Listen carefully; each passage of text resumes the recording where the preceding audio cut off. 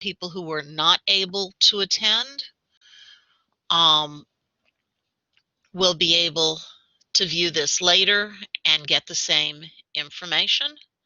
Looks like I have someone else who came in, so let me just check to make sure I'm not missing anyone on my roll sheet. 14 and I'm at 50. No, I got everybody. Okay.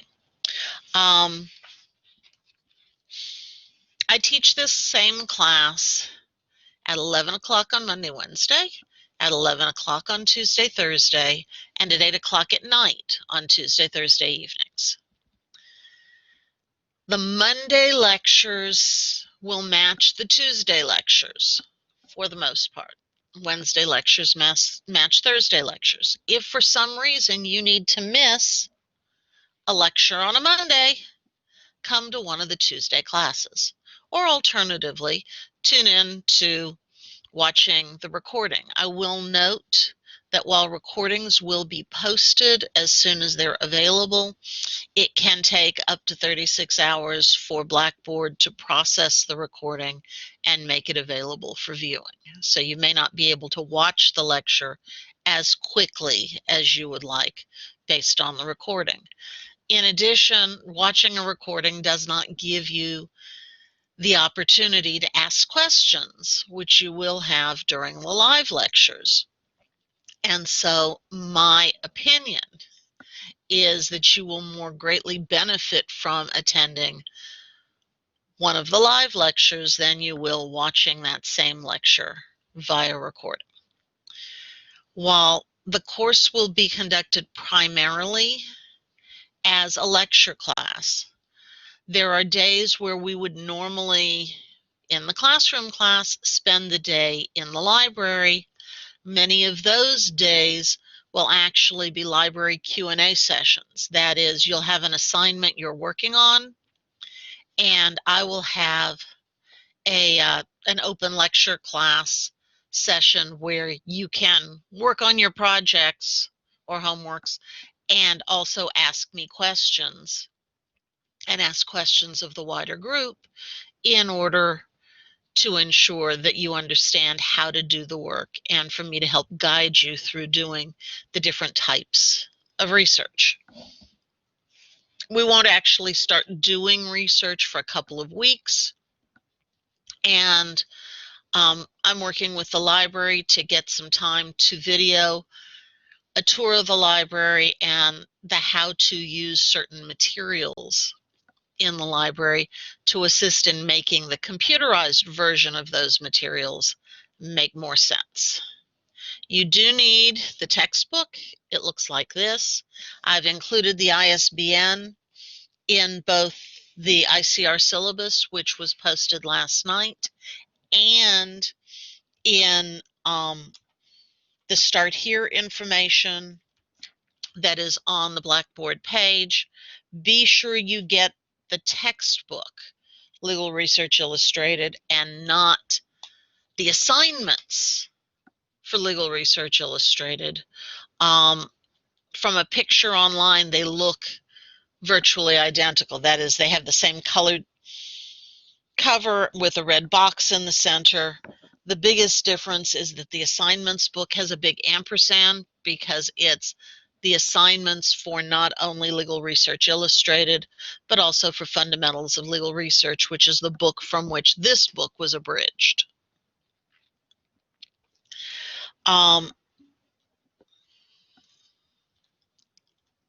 Okay. The library sessions will not be in the library. The library sessions will also be online. Because of the acquisition of the additional database, we're no longer going to have sessions in the library at all. We'll be doing everything virtually through Blackboard. What I'll be doing is videoing some sessions in the library, which just me and a webcam and the library showing you how to utilize those resources. There's some library personnel and a GoPro and other things that are going to help me video things so you can see how the books work before we have to do the work on the computer, and so you can have an underlying understanding of the materials themselves.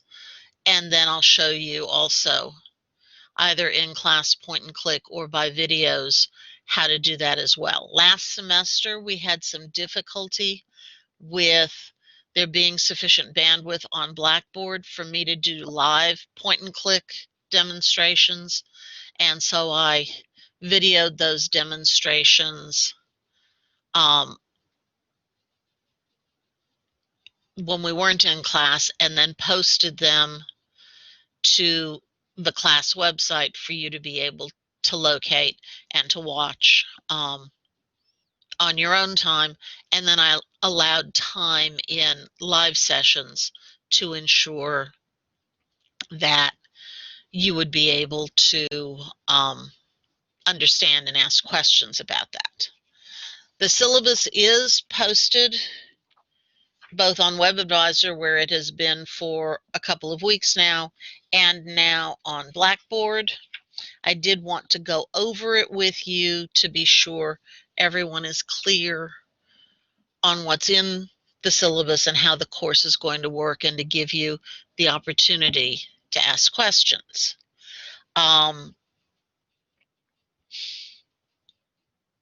I do virtual office hours immediately following my morning classes, Monday, Tuesday, Wednesday, Thursday. So I am available between 12:30 and 3 o'clock, Monday through Thursday.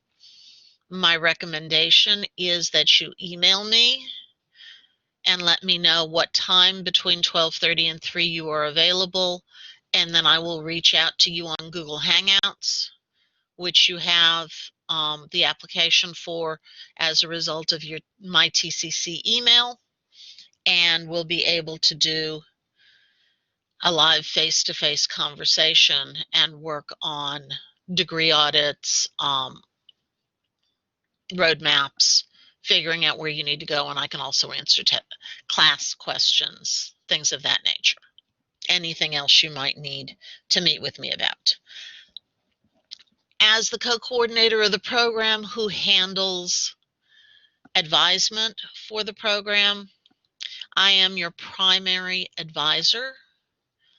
If you would contact me during those office hours, I'll be happy to go over a tentative schedule and roadmap for how you run through the program to ensure that you take all of the courses you need to take, and you take them in the order that we prefer, and have a way to get through the program as expeditiously as possible without taking too many unnecessary courses, that is, courses that are not part of the program. In order to encourage you to get a roadmap, I will give you extra credit toward your total grade for this course for having a roadmap prepared. So I really do highly encourage you to get a roadmap. There's a lot of district information on the ICR. I'm not going to go through all of it. I'm going to hit sort of the high points. Any student with a documented disability. Great, Ian. I'm glad you're back here. Any student with a documented disability who needs academic accommodations, please contact the Student Accessibility Resources Office. Since this class is a Northeast campus class, I recommend contacting Kim Eason in the Northeast SAR office, and they can assist you with applying for and receiving whatever accommodations are needed. If you already have SAR accommodations, if you would please send me your accommodations letter and set up a time to visit with me during office hours, I would appreciate it, so that I know what I can do in order to fulfill the requirements of your accommodations letter and to ensure I understand the accommodations in order to provide them fully to you.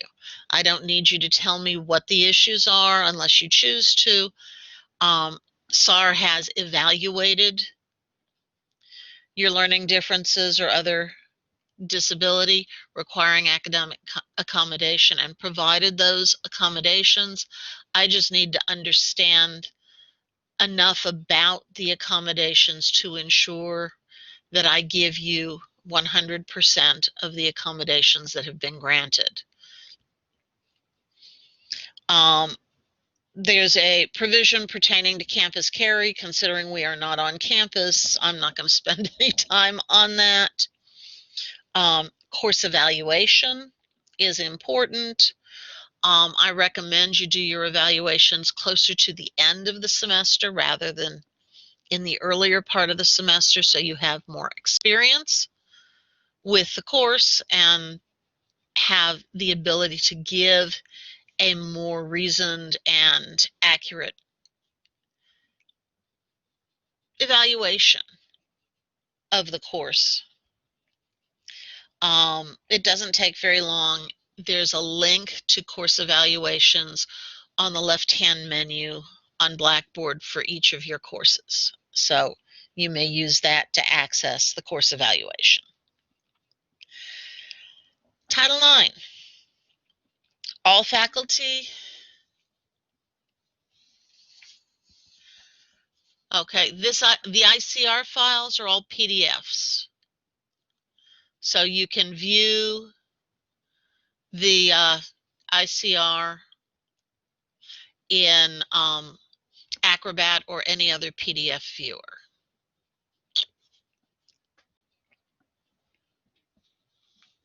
ICR stands for Instructor Course Requirements.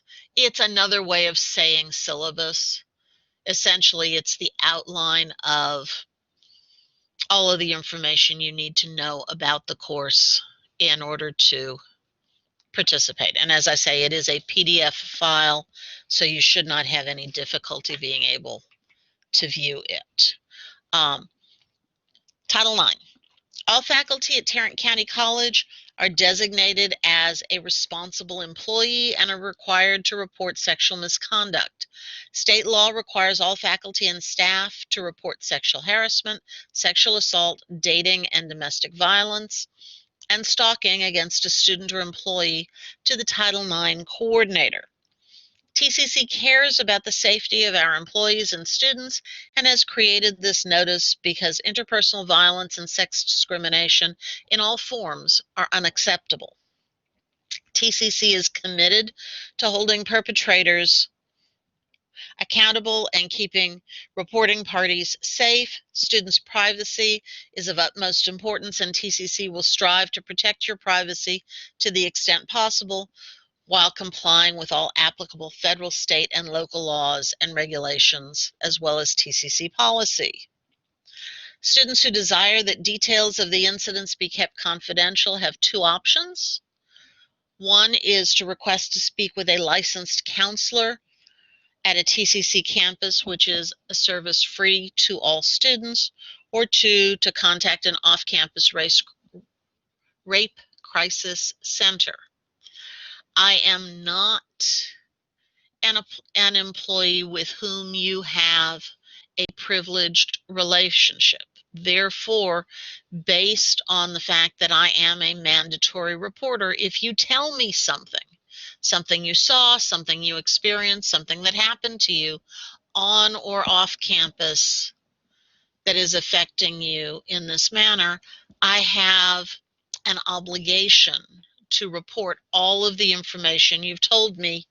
Even if you've told me you don't want to file a report, I'm still required by law to file it. And in fact, under Texas state law, if I fail to report, I am subject to mandatory immediate firing.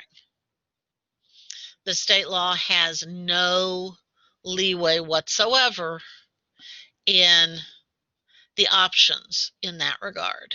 And so it's important that you understand that as a required reporter, anything you tell me will be passed along to the Title IX coordinator. What happens from there, I don't have any control over. Because this is to some extent a change in the law, I like to emphasize this to students just to ensure that everyone is aware in advance. Pregnant and parenting students, Title IX prohibits discrimination against a student based on pregnancy, childbirth, false pregnancy, termination of pregnancy, or recovery from any of these conditions, and for parenting a child under 1 year of age.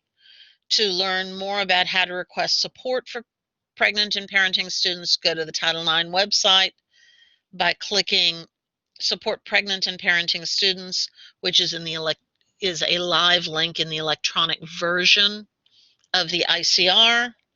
And on that site, you'll find guidelines and forms to assist you with working with faculty members.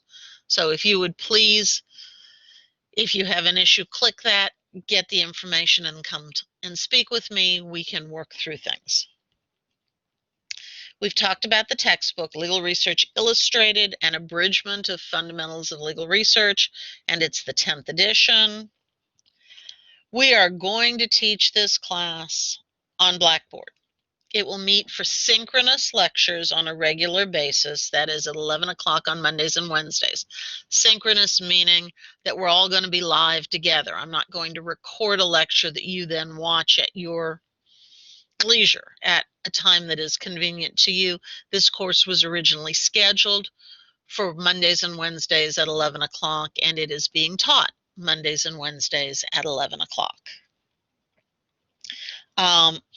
It was intended that there would be some in-person sessions in the Legal Research Center if needed because of the acquisition of the Westlaw database, in addition to the Nexus Uni database, formerly known as Lexis Academic. We are not going to need to be in the library physically. I will give you some library information and videos on using the library so that we don't lose the understanding of the books and their organization, since that will very greatly assist you in understanding how to use the computer systems. But it will save us on PPE, and it will also save and protect students from coming into contact with each other or from us having to worry about quarantining books after using them.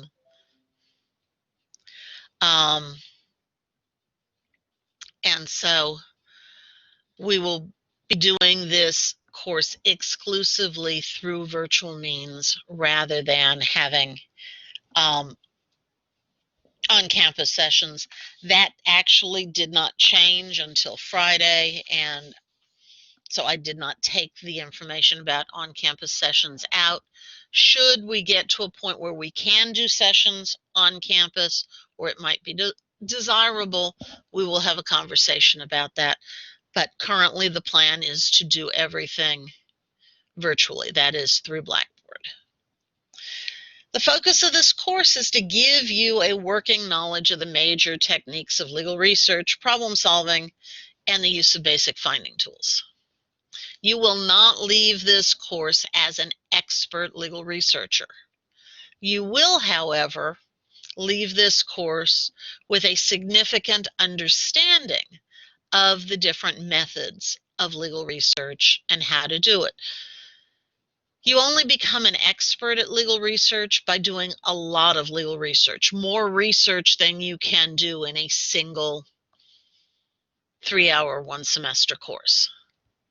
You will, however, have the opportunity to utilize the skills that you are learning in this class in future classes to assist you in obtaining greater and greater both knowledge and ability in doing legal research. So speed and ease of use and those sorts of things.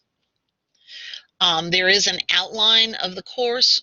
For the most part, we're going to be walking straight through the book. There are a couple of situations where we will take pieces of the book out of order for specific reasons. We're going to go through the first 7 chapters of the book, and then we will have a test. We're actually going to do chapter 7 twice. That is, we're going to do chapters 1 through 5, chapter 7, then we'll go back to chapter 6, which deals with state cases, and then do chapter 7 again, which is digest for state cases. So 1 through 4 are basically an overview. Chapter 5 is federal courts. Chapter 7 is digest. Then we'll go back and do chapter 6, which is state courts, and then we'll do chapter 7 digest again with regard to state cases, and then we'll have an exam. That exam will actually be a multiple choice test, part matching, part true false, part multiple choice, and you will do that exam in Blackboard utilizing Proctorio. So you will need to obtain the Proctorio extension. Before we get to the test, I will be posting informational announcements with regard to obtaining the Proctorio extension and how to use that. While it is preferred that you have a webcam, it will not be required for doing the test.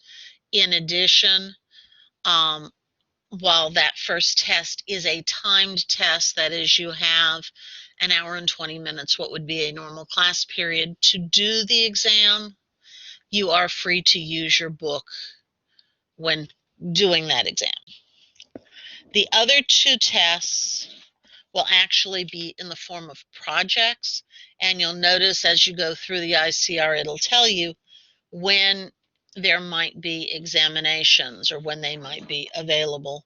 That is, at what point in the sets of material that we're covering. There will be a total of 3 examinations for the semester, which count for 70 points total.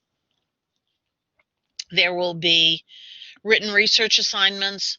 Most of these are labeled as homework assignments. Those homework assignments will be a total of 70 points, and there is a final project which is worth 60 points. So the final project is worth 30% of your grade.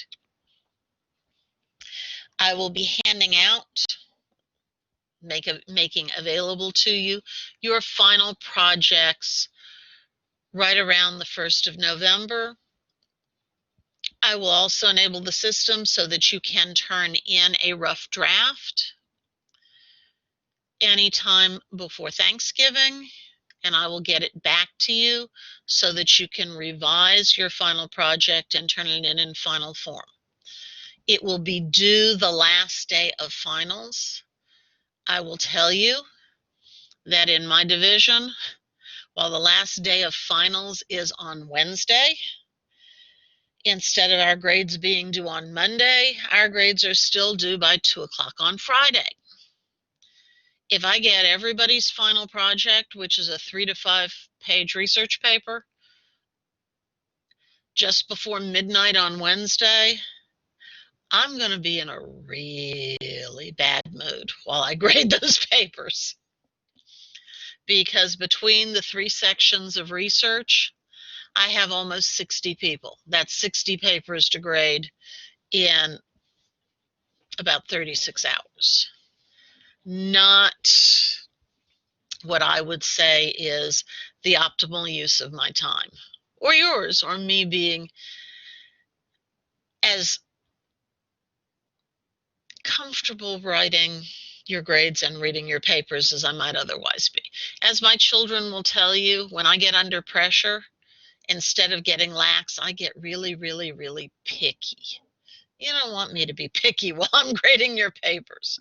So I would appreciate getting these papers either the last day of class or any time early in the finals period. If I can get them by the Sunday in the middle of finals, I'll be able to have them graded and the grades posted well in advance of the Friday deadline, and everybody will be happier.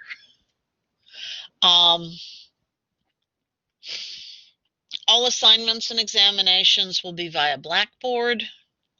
When I hand out an assignment, I will go over with you what is required, how to do it, and I will demonstrate how to do the assignment to ensure that everyone is clear about what the expectations are and what your answers should look like. This class, as I indicated, will meet Monday and Wednesdays from 11 a.m. to 12:20 via Blackboard Collaborate Ultra. Final projects are due at the end of the final exam period. They will be accepted early, and they may receive extra credit if they're turned in on or before the end of the semester, that is the end of classes, as opposed to during finals week. Some of the homeworks will have extra credit. Some of the exams will have extra credit points attached. We will follow the outline for the course. I will give you daily reading assignments, so you'll know what to read for the next day. The homework will be periodically assigned and distributed via Blackboard. Many of the homework assignments have more than one version. I will be arbitrarily putting you into groups to handle those different versions. What that will do is it will also give you other students that you know have the same questions as you, to give you the opportunity to work with other students in groups should you choose to do so. TCC requires attendance. I will take attendance every class period. While our policy allows me to drop you, if you do not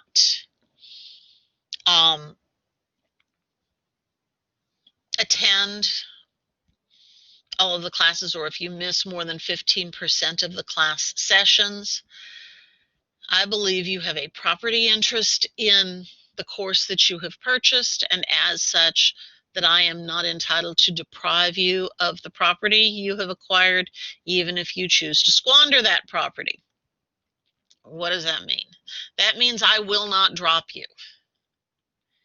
If you stop coming to class, stop doing the work, and you don't turn things in, and you don't drop the class, you will receive the grade you earned. Do not then go to complain to the Vice President of Academic Affairs that you didn't think you had to do anything because you missed so many classes you assumed that I, the instructor, would drop you. I've told you in the ICR, and I am now verbally telling all of you, I will not administratively drop you. If you need to drop the course, you need to actively do that, and you need to do that before the drop deadline, which is indicated on the first page of the ICR. That is my least favorite thing. I would strongly prefer that you come to class, that you participate, that you turn in your assignments. And 90+% of our students do that. But if for some reason you have a family crisis, or you get sick, or there's an issue, you do have the opportunity to drop the class. Please be proactive in protecting yourself and do what you need to do. If there's something I can do to assist you as a result of illness or other issues, please email me and contact me during office hours.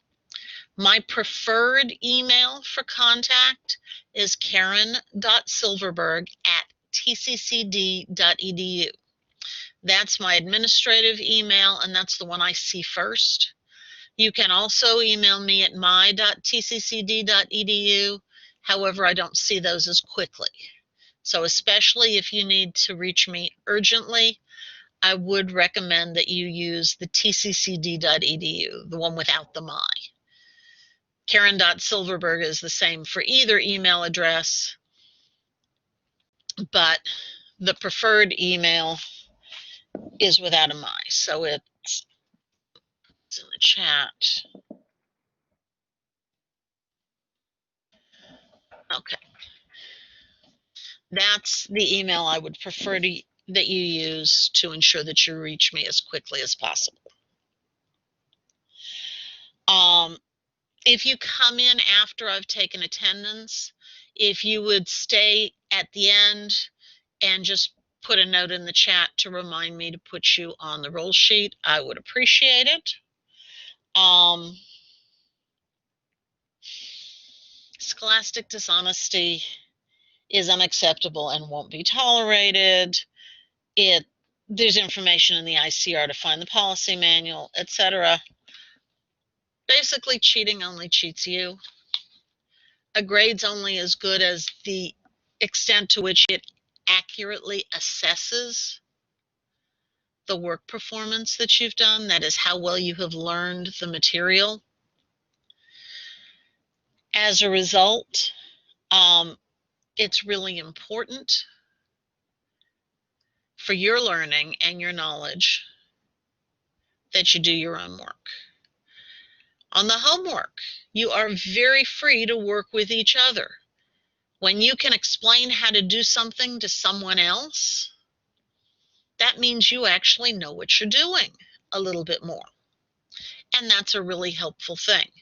If it's an exam, I want to see your work, not the result of collaboration with other people. What I'm looking for is to assess, did you individually learn how to do these particular tasks? And so that's important as well. Our TCC libraries are currently only offering curbside service, or in our case, front door service. You're not allowed in the building. The curbside hours at the Northeast campus are Monday, Tuesday, 3 to 6, and Wednesday, Thursday, 9 to noon. Monday through Saturdays. Saturday, the libraries maintain virtual hours where you can chat or talk to a librarian, and there's a phone number in your ICR for you to be able to contact individuals as well. So if you need library assistance, please contact the library. TCC does provide interactive online tutoring and learning assistance. It's free. Please access that as needed or contact me, and I'll be happy to assist you with the material as well. I do not currently practice law. While I have a JD and I did practice law for quite a number of years, I no longer practice law and I do not give legal advice. On occasion, I use fact-based scenarios to illustrate the applicability of legal information.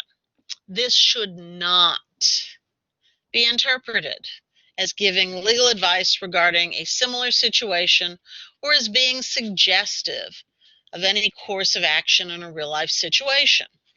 If you have a legal problem or are in need of legal representation, I would be very happy to refer you to several qualified attorneys practicing in the area who may be able to assist you. Please see me during office hours or otherwise outside of class time if you need that information. When I use fact-based scenarios in class, while they come from my experience in practicing law, I have usually left out a lot of the additional facts. I've given you what you need to know to illustrate the legal point I'm trying to make, rather than giving you the totality of the content and context of the matter. That means just because what I'm talking about sounds like a situation you're dealing with, it may or may not actually be a situation you're dealing with. Given that circumstance, nothing I say should be interpreted as giving advice on how to handle things. Okay, well, I've spoken for the last 30 plus minutes almost continuously to go over the ICR. Does anyone have any questions?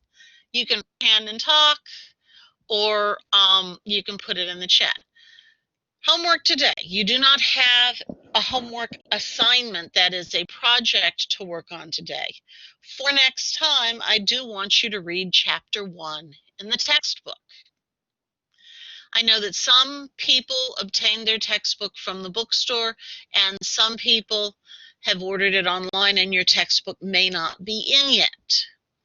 If you do not yet have a copy of the textbook, if you will email me, I will send you a PDF of chapter 1 so that you will have an electronic version of the textbook to read, at least for the first chapter. We won't actually start having homework until we get to chapter 4 or 5 in the book. So we'll have a couple of weeks where we're going to be talking about the materials of legal research, how they're organized, how they're developed, what they mean, to give you some baseline fundamental knowledge on which we can then build to do homework exercises and other projects. So for the next at least 2 or 3 weeks, your homework will be reading, and I'll give you what chapter or chapters to read in advance of each class period. Any other questions?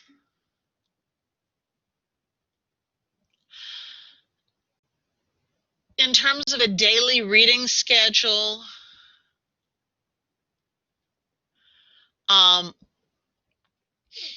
what is in the ICR is a general calendar of what chapters we're going to be talking about when. I can't give you a daily reading schedule day by day in advance, because what I ask you to read for the next class period is dependent very directly on how far we get in the material each day. So I can tell you today that for Wednesday, I need you to read chapter 1. When I see how far we get into chapter 1 on Wednesday, then I'll know whether I need you to read chapter 2 for next week, or we're still going to be on chapter 1 in the beginning of next week. I can tell you that in the first 3 weeks, we're going to cover the first 2 or 3 chapters of the book. We won't get to the 3rd chapter till after Labor Day. 3rd and 4th chapters until after Labor Day, if that gives you a tentative schedule. With regard to working on projects, we won't be getting any projects until we get to chapter 5. So you should, when we're getting close to reading chapter 5, you'll know that the first projects are going to start coming at that point. If you look at the calendar, chapter 5, excuse me, is federal court decisions. And so researching court decisions, we're starting after Labor Day, or starting to talk about that after Labor Day and the following week. And so at least 2+ weeks from now, we'll start on projects, but you'll have a lot of information in hand before we get there. Any other questions?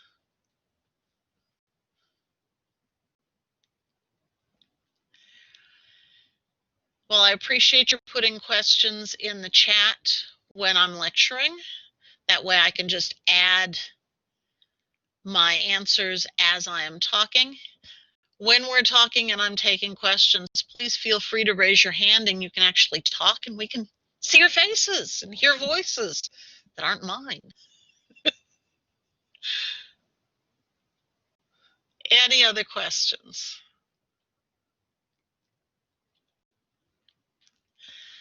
Under normal circumstances, I would start lecturing on chapter 1. Since I'm not sure everyone has the book or has had the ability to start reading chapter 1, For this course, we will actually start talking about Chapter 1 on Wednesday. I would ask you to read the chapter for all of it for Wednesday. We will not finish that chapter Wednesday, but we will get a significant way into it. I warn you that this textbook is an abridgment of a law school text, and it's fairly dense and hard to read. There will be no homework assignments, that is project assignments, from the textbook itself. The textbook is just reading. But the reading you're doing in the textbook will then inform how you do projects I give you, which will be assignments posted on Blackboard that you will answer the questions utilizing the legal databases, which I'm also going to show you how to use.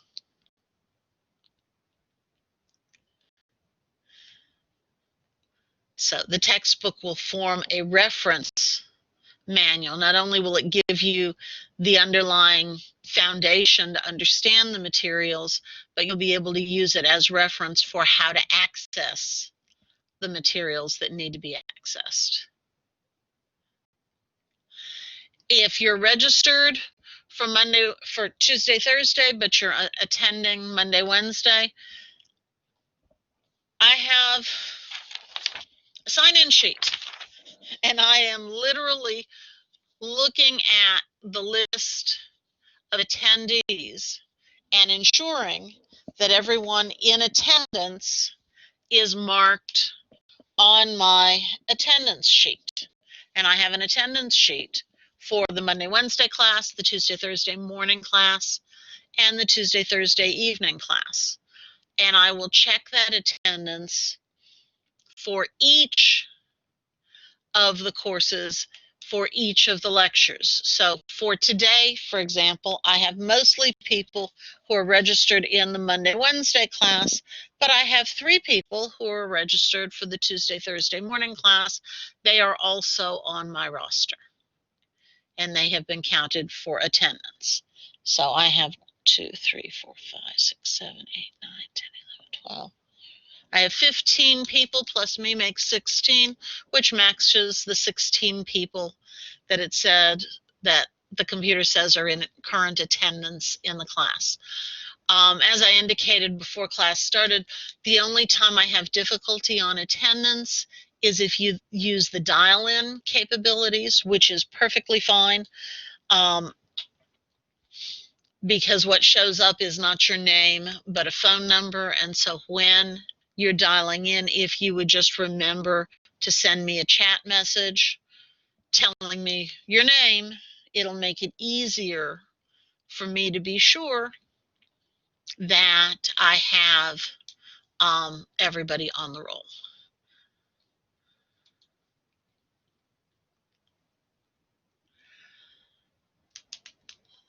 Any other questions?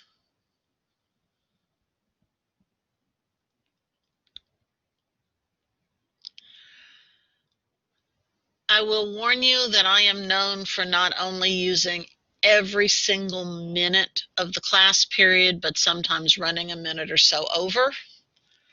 So today, I'm giving you back 32 minutes of your class time to work on.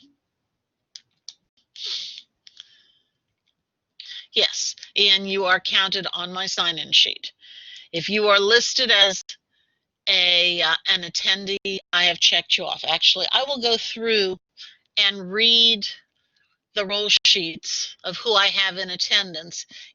After I read all of the names, if you do not hear your name, if you would send me a message or raise your hand, I would appreciate it. I currently have marked present Caitlin Childers, David Donnelly, Jessica Enriquez, Jackie Farrell, Elizabeth Frias, Stephen Howder, Cassie James, Katerina Navarro, Jasmine Pruitt, Lydia Regalado, Fred Richardson, Mary Richter, Gabrielle White, George Bragg, Kimberly Dickerson, and Ian Johnston. I want to make sure I said that right. Yes, Stephen.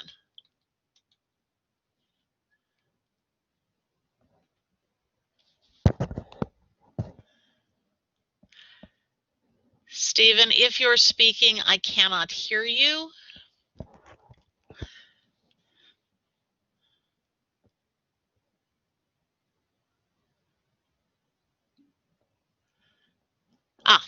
No problem.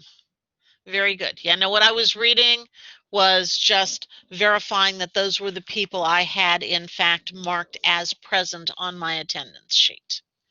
Did I miss anyone?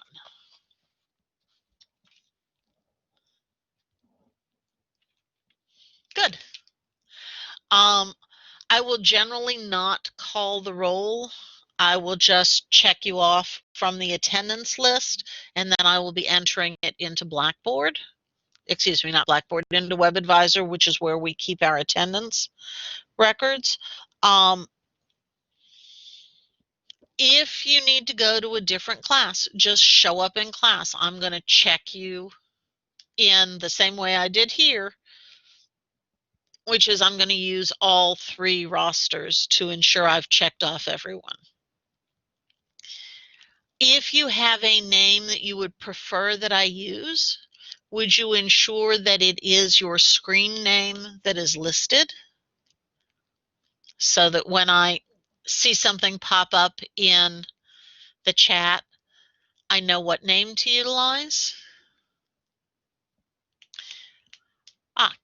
Casey, not Cassie. Thank you. I appreciate your letting me know that. I will write that down, Casey.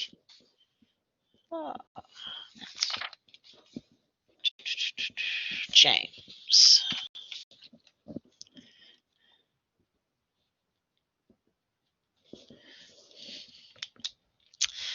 I appreciate that. I really do not like to mispronounce people's names, and I work very hard at learning the correct name. If you prefer that I use a name other than that which is listed,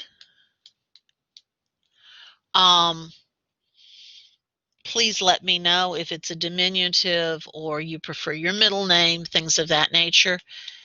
You can also file with the registrar's office your preferred name, and they will actually populate the information on the roster with that information to ensure that all faculty know what name you prefer to be known by. With regard to attending more than one lecture covering the same material, it depends on the material and it depends on how well you understood it the first time. If you attend the lecture on Monday and I cover something that you're still confused about, you may want to either review the recording a second time to slow it down and what you might have missed that helps it make more sense, or you may want to reread the material and then attend an additional session of the course covering the same material where you have the ability to hear it again with a greater understanding because you've heard it before and have an opportunity to ask additional questions should you need them. My main purpose for providing access to all of the lectures for all the different sections to one registered in each of the sections is to ensure flexibility. When I was teaching these courses on campus, I always told students in each of the sections, if you can't come on one day, come on the other day. It's a free shot at a makeup so that you didn't miss material. I'm providing that same access electronically as I used to in the classroom.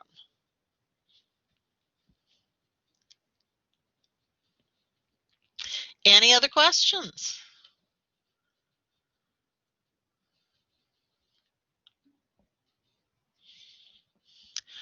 Once the recording is available, if you go to the same link, that is the class lectures link on Blackboard.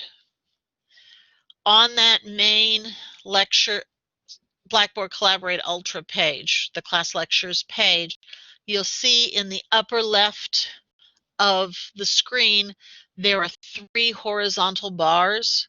If you click on that line, 3 horizontal bars, a drop-down menu will come down.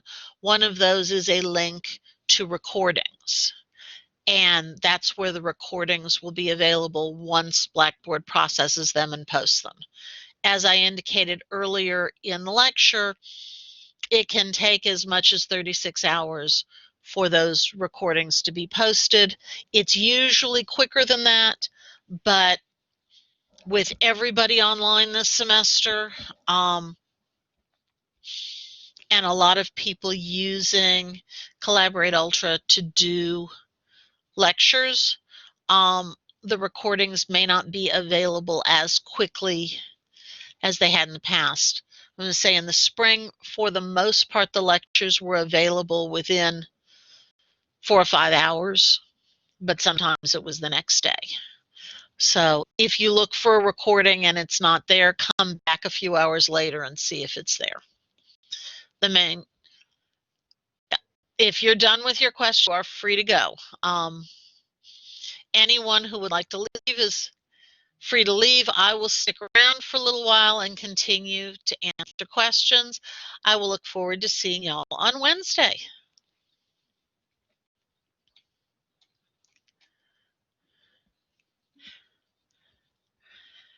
Thank you, Elizabeth. See you Wednesday. Anyone else have any questions? No questions, just thank you. Thank you, Ian. Thank you, Casey. I get that right?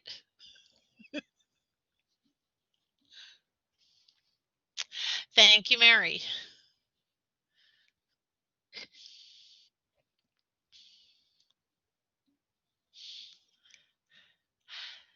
Thanks, Katerina.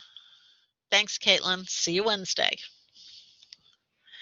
Anyone have any additional questions? Thanks, George.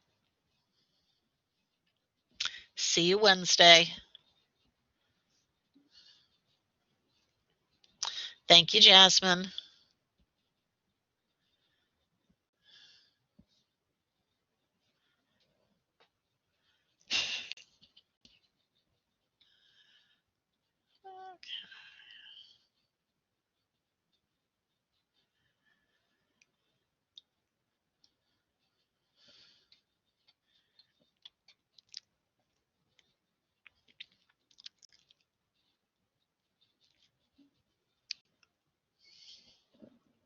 Thank you, Gabrielle.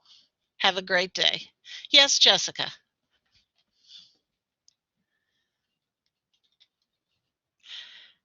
Go ahead and turn your mic on.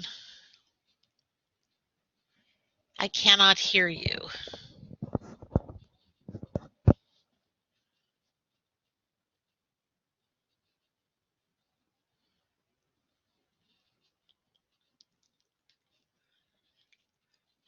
Jessica, did you have a question?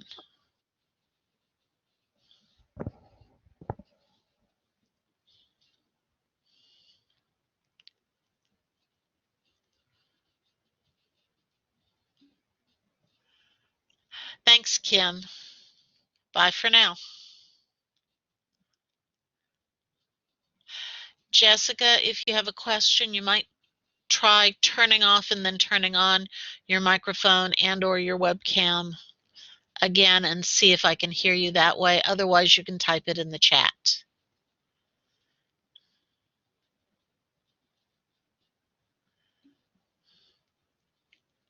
Oh, great. If you've emailed me, I will go look at my email. Ah.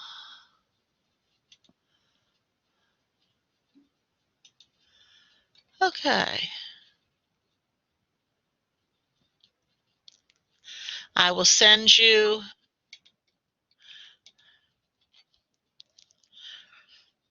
No problem on the mic. I will go ahead and send you chapter 1 via return email. If you would like to visit to do a roadmap, I would recommend that we do it Wednesday and not today, simply because right now I'm spending most of my time putting out fires with students having enrollment issues, and that'll give us some free time to actually talk rather than having to try to work through the system and have me trying to put out fires while we're consulting. But I will go ahead and send you the chapter right now so you'll have it. And let's see what else was here. Oh, you already have a job in the field. That's great. If you're currently working at a law firm or the legal department of a corporation or a government agency that does legal work, if you work there full time, and Thursday would be great. If you work there full time and you've been there for a year, once you complete the first 4 legal classes, we can do credit for experience. Or if you're either part-time or haven't been there long enough, we may be able to use where you currently work as your cooperative education placement. So we're always happy to have students use their current jobs as their placement when what they're doing is applicable to what we're looking for. So that would be a consideration the semester before you're due to take the cooperative education program, to meet with, virtually or in person, Pat Rake, who's the professor who handles internship, and ensure that the work you're doing would comport with what we require for the program. So since you've been working since 2015, that's terrific. Once you've taken the first 4 legal classes, if you'll have your supervising attorney write us a letter detailing how long you've worked for them and the kind of work you've been performing, and their recommendation that you be given credit for your experience, we can apply for credit for experience, and instead of paying for the 3-hour class, you'll pay a $25 posting fee.